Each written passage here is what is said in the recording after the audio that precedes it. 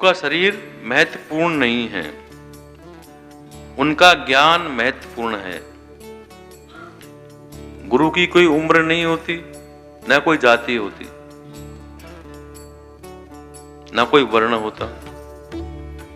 राजा जनक ने 12 वर्ष के अष्टावक्र जी से ज्ञान प्राप्त किया, जो 8 जगह से टेढ़े मेढ़े थे। उनकी उम्र कितनी थी? 12 वर्ष। उनको राजा जनक ने गुरु बनाया। 16 वर्ष के संत ज्ञानेश्वर के सामने नामदेव ने ज्ञान प्राप्त किया। तो गुरु के प्रति हमारा दास भाव होना चाहिए। मेरे प्रेमियों, गुरु की ना तो निंदा करनी चाहिए और ना सुननी चाहिए। ये हमारे शास्त्रों में, पुराणों में इसका वर्णन आता है।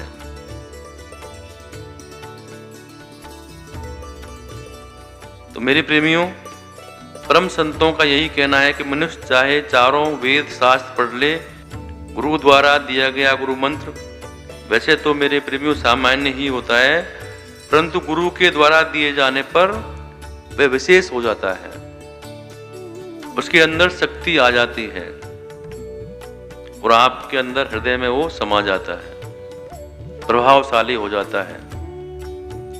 उस मंत्र के द्वारा ही हमारा गुरु से संबंध स्थापित होता है, भगवान से हमारा संबंध बनाता है। गुरु का काम क्या है?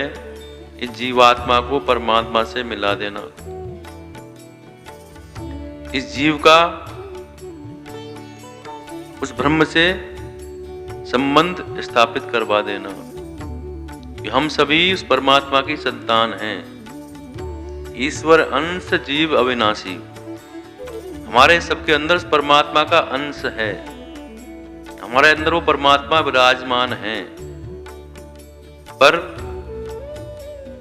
हमारे अंदर वो आवरण आ गया है, मैल चढ़ गया है, तो इससे हम उनके दर्शन नहीं कर पाते।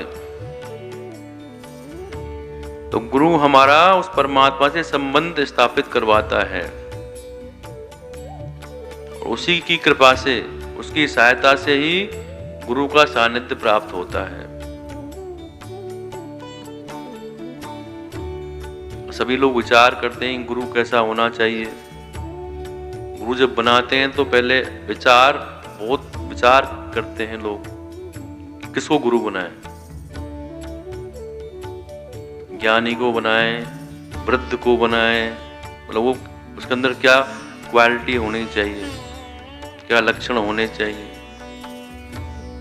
पर मेरे प्रेमियों, गुरु में जो शास्त्रों में वर्णन आता है, गुरु बनाए नहीं जाते, गुरु मिल जाते हैं उस परमात्मा की कृपा से।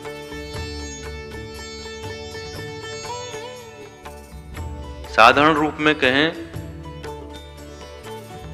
जिस महापुरुष के सामने जाकर आपका मन, आपकी आत्मा प्रसन्न हो जाए, आप अपना सुख दुख भूल जाएं, आपको अपना भान ही ना रहे, आप विचार करके आते हैं कि हम जाकर ये पूछेंगे, ये बात करेंगे, 10 विचार मन में होते हैं। उन महापुरुष के सामने जाकर आप सब कुछ भूल जाते हैं और आपकी आत्मा प्रसन्न हो जाती है और आपका मन करे कि इन महापुरुषों के सामने मैं नतमस्तक हो जाऊं।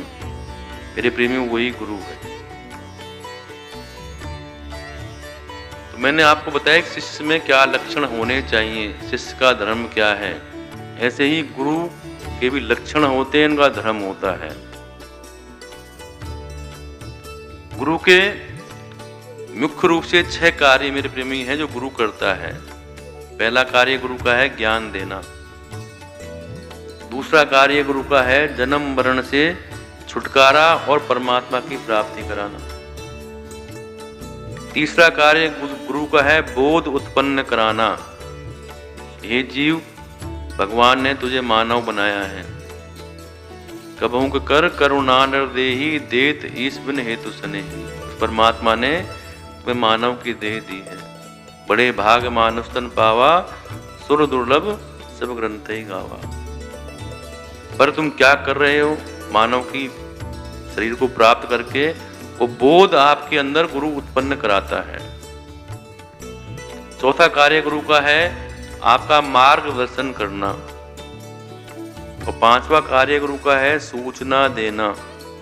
कभी कभी महापुरुष आपके जीवन में क्या घटना होने वाली वो भी पूर्व में सूचना दे देते हैं, इशारा कर देते हैं।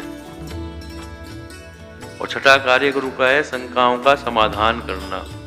आपके मन में कोई शंका है तो उसका समाधान गुरु करता है। ये गुरु के कार्य हैं।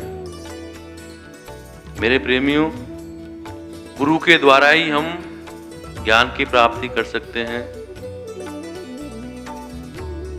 संत महापुरुषों के द्वारा सत्संग की वाणी सुनकर आपको ज्ञान की प्राप्ति होती है।